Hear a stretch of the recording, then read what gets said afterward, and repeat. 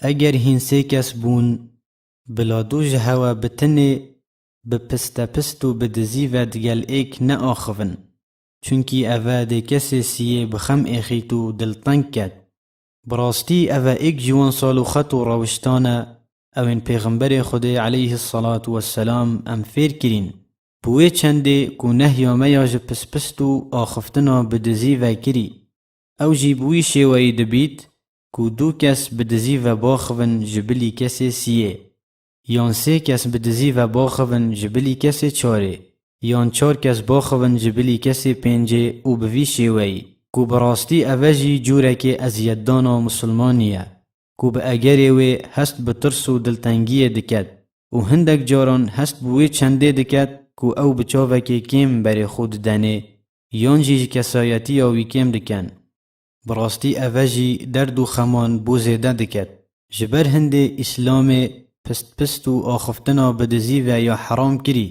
خدای مازن دبیجید ألم تر إلى الذين نهوا عن النجوى ثم يعودون لما نهوا عنه ويتناجون بالإثم والعدوان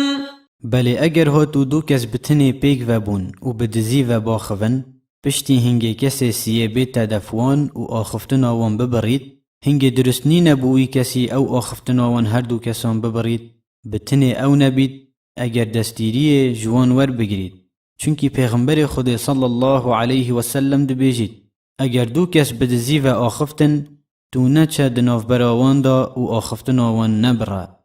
و بزانه اگر هاتو پیتوی کر کو مروف بدزی و دگل کسی کی باخوید وی دمی دوید دو مرچ تیدا هبن ایک برجواندیک هبید دوی آخفتنا بدزی و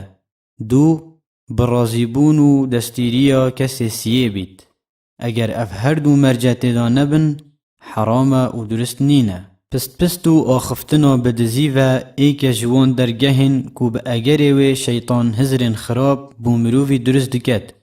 و اگر کسی که با آخفتنا دو کسان یا بدزی و لدفوی هست بدلتنگیه کر بلاخو بخدای مازن بپارزید چونکه خدای مازن بوی بسه کوی جفند و فعل شیطانی بپارزید خدای مازن دبیجید إنما